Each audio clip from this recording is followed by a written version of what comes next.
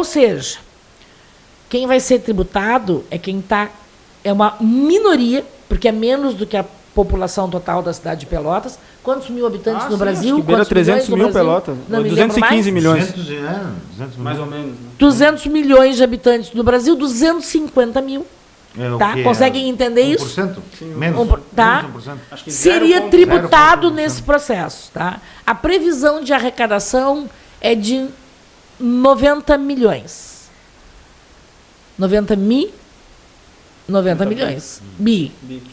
E a arrecadação, isso é uma metade da arrecadação mensal do país, por baixo. Tá? Ou seja, também não é nada, mas vai fazer diferença. Como é que se entende isso? Assim, ó, o que é renda? Renda é aquele dinheiro que eu recebo para viver. Eu sou servidora pública. Recebo o meu salário é minha renda. Tá? Não é o faturamento de uma pequena empresa, por exemplo, que eu acho que é 100 milhões. O faturamento de uma pequena empresa é o faturamento da empresa. Tá? Porém, a empresa repassa para os seus sócios e proprietários uma coisa que se chama lucros e dividendos. É a repartição. A empresa fatura, vai tirar uma parte do seu faturamento para pagar suas dívidas, outra parte para investir em melhoria, e o que sobrou disso, que a contabilidade da empresa vai fazer, é distribuído entre os sócios. Renda é pessoa física. Renda é o que a empresa passa para a pessoa física. É o que essa pessoa vai usar para viver. Tá certo?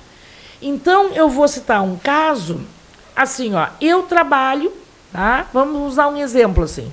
A minha renda anual é... Vou botar 120 mil reais, porque o meu salário mensal é 10 mil, tá? Sim. Tudo bem. Aí eu vou lá, com essa faixa de salário mensal de 10 mil reais por mês, eu pago 27,5% de imposto de renda. Isso é quase 30%, é quase um terço da minha renda, que eu dou como trabalhadora todos os meses para o governo. Não reclamo de dar. Eu acredito que o governo precisa arrecadar para poder manter escola, estrada, hospital público.